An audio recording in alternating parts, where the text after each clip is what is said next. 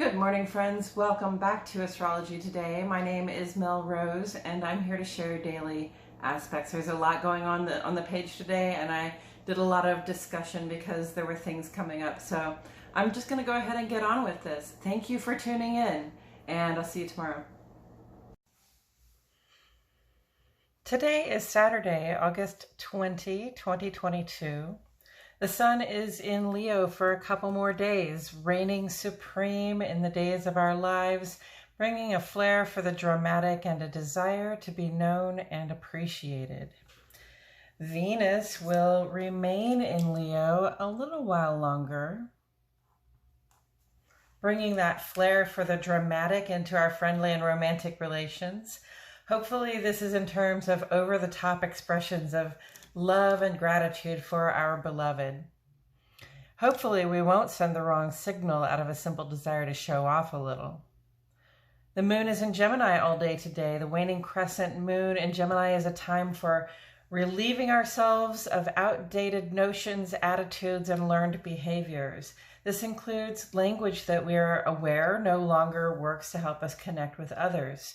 Now is not the time to cling to ugly and worn out verbal patterns, especially when you can find another way to say what you mean. Fixed fire and immutable air. Air feeds fire, and a lack of air will cause the flame to gutter. So let's not allow our passions to overwhelm our intellect at this time.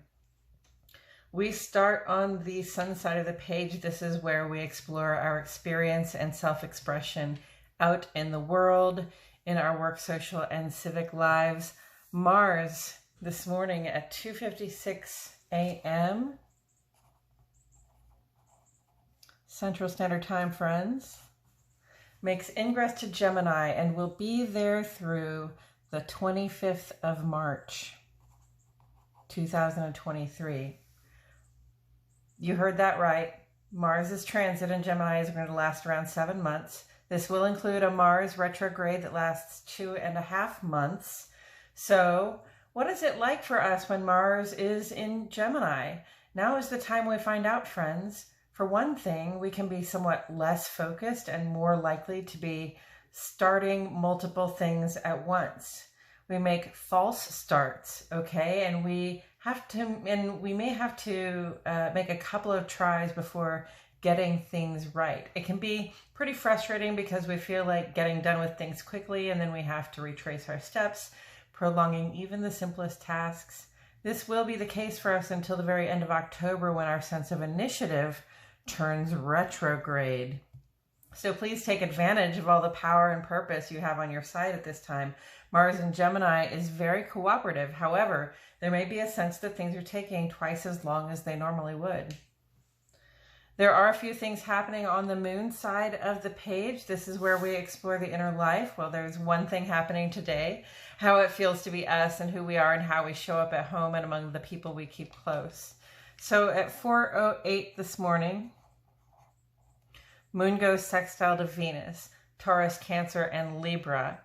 We are open to receive all the attention, affection, and help that we might desire at this time. And with a little cooperation, we can have whatever we seek. If it's something we want or need, it's okay to ask. It will probably pay off. In the ongoing column today, we have a few things continuing. Let's talk about our trines first, because trines are gifts. They're blessings from spirit and reminders that the cosmos is really on our side. And 3 trines, friends, there's bound to be an opportunity in here somewhere. First, we have Venus trine to Jupiter, and this is with us through the 23rd. Taurus, Libra, Sagittarius, and Pisces. 4 elements represented here, okay? Taurus is earth, Libra is air, Sagittarius is fire, and Pisces is water. So this is like having all the power at your disposal to do what you need under the auspices of this trine aspect. So I see this as a moment of total empowerment. Venus receives, Venus attracts for us the things we like, love, and can't get enough of. And Jupiter gives, Jupiter expands our sense of what we can be, do, and have. And right now, Jupiter is retrograde. So those expansion vibes are being applied to our personal interiors. In fact, Jupiter is here to expand Venus's capacity to receive. We are stretching to become bigger on the inside so that we can hold more of the good things this life has to offer. And Spirit is presiding over the whole endeavor here, providing ideal possible functioning for this work. Mars is trine to Pluto through August 28. Aries and Scorpio. This is the blessing of conscious, actionable transformation right here, friends. Aries presides over the beginning of spring and summer, and Scorpio presides over the end of summer and fall. So whatever your personal sense of ambition or desire for conquest is telling you about a fresh start you'd like to make, or whatever your personal sense of completion and desire to let go of things is telling you, we have to be done with this now. Now is the time to be acting to make that ending or that beginning. We have clarity of purpose. We know what we want. We know, what it is that we can do to sort of represent a leveling up in our lives. And, there's a great deal of power as well on our side at this time. So, not to mention that Pluto is retrograde. So the call, really the catalyst, the change is coming from inside the house, so to speak. It's your life to transform. You have the power to enter this metamorphosis with courage and confidence and your eyes wide open. Mercury, trine number 3, Mercury is trine to Uranus, and this is through the 22nd. Gemini, Virgo, and Aquarius. We've been talking a lot about Uranus lately. It's been in Taurus, shaking up our relationship to the supply chain and the physical resources we like to get since 2019, and it will be there for a few years yet. On its own, this comes across as bad news, right?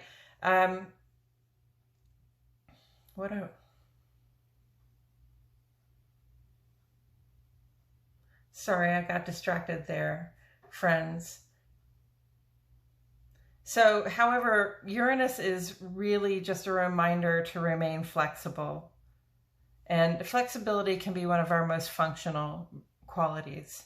So Mercury's trine with Uranus at this time is really a golden opportunity, not just to have brilliant new ideas, not just to have our perspectives changed, but to use our voice, our skill for sharing, to tell the truth and to bring about greater awareness for those around us. We also get to use our voices at this time to manifest the wild, beautiful, fulfilling present and future we envision for ourselves. This trine vibration practically dares us to speak into life the impossible dream, knowing that truly nothing is possible. So 3 trines right there, friends. 1 to grow our capacity to hold good things. 1 to reawaken our capacity to create good things. And 1 to give us the initiative and power to transform our own lives in the present and the future. So what are you waiting for? Let's get going. Mars is sextile to Neptune through tomorrow, August 21st. Aries, Scorpio, and Pisces. This has been a good opportunity to engage physically in some fantasy play. And I know I've talked a lot about this as being a sensual or a sexy time, but it's really just an opportunity to show up and connect with others in a way that we get to use our imaginations and share with others the things that we like. Okay, so whatever that looks like for you, recall that it is important to protect your physical well-being at this time. Please be careful out there. Sun is quincunx to Pluto and opposite to Saturn through the 22nd. Leo and Scorpio. So the recesses of our mind have been illuminated here, possibly to show us something factual about ourselves that we would rather not recall. There are times in every life where one is irresponsible or unkind. We have all abused our power or taken advantage of the weakness we perceive in a situation for personal gain at one time or another in our lives. Pluto and Saturn are both retrograde, making these effects largely internal, pointed inside our sense of self. And yet they call on us to claim responsibility for our part in any ethically or morally messy, mean, or even abusive behavior we have committed. And I realize that this is a hard ask for a lot of people. We don't generally want to spend time ruminating about the wrongs we have done. Often we don't feel as though there's anything more we can do about them, so we kind of tuck them back in the corner of our psyche and leave them there like, if I ignore it, it will go away. But recall that we have these 3 trines up here.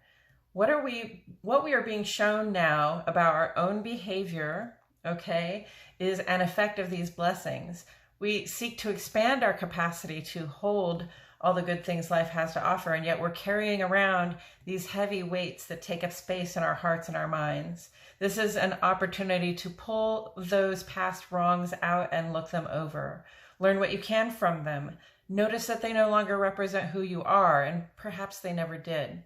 Check to make sure that the awareness of what has happened and how it doesn't represent you is evident in your current life. And then place those allegorical boulders out in the allegorical garden where they can catch some sunshine and some rain and just become these ugly old things that you don't carry around anymore, okay? After all, the moon is a waning crescent. It's a good time to let go of old baggage.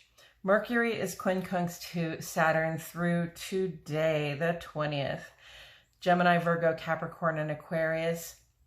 This one should really be folded in with these other sun aspects here that surround the ways in which we've been unkind and irresponsible in the past. It indicates a moment of sober realization, and it says we can reckon with the information we would normally find difficult in an intelligent way if we are intentional. So another thing I want to say about that inner work that the sun is asking us to do at this time is that when we can acknowledge the ways in which we've done harm to others in the past, then we can also, see how much we have changed, right? And give ourselves a little bit of credit for that as well. We currently also have 5 retrogrades on our list. And the season for retrogrades is just heating up. Uranus is stationing now to go retrograde next week. Mercury will make its 3rd retrograde of the year very soon. And Mars goes retrograde at Samhain, the day we celebrate our descent into the darkest time of the year. So what does retrograde do? It doesn't necessarily turn everything on its head. It's not like topsy-turvy or bizarro world, but it does give us pause to reconsider, reassess, and recreate the ways we interact with and make use of these planetary energies. For example, Saturn is our planet for structure, stability. It represents our urge to build something solid according to a plan that works. And normally we go about our lives with possibly some pretty straightforward ideas about how this is done. But when Saturn is retrograde, we are given to reconsider the how of our approach to doing what works to build something that will stand. Looking within, we may find personal habits or ideas that don't contribute well to our ability to approach Saturnine energies. We may find we have ways of doing things that don't show our commitment to a solid outcome, and we therefore have an opportunity at this time to show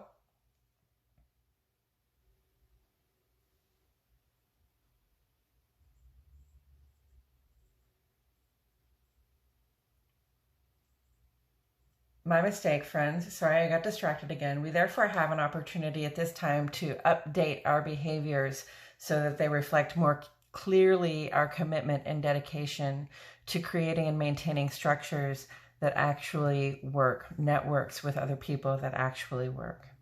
Coming up tomorrow, Mercury goes opposite to Neptune, and this may bring some misunderstandings to the fore. Next week we can see that there's a lot coming up, so let's hit the highlights. On Monday, the sun is going to make ingress to Virgo, bringing our outer life focus to the healing and solutions we can find to our day-to-day worries. Wednesday, Uranus is going to go retrograde, turning that impulsive vibe that brings about quick changes and fresh revelations inward for us to reflect on it in our own experience. And then on Thursday, Mercury will make ingress to Libra, where our conversations turn to matters of justice and truth and beauty. And then on Saturday, the new moon in Virgo will give us a chance to pause and consider the moment before making plans to share resources in the interest of bringing cohesion. And that's it for today's astrology, friends. Thank you for tuning in. Please like my video, subscribe to the channel, click the notifications bell. I post here every day and I wouldn't want you to miss a thing.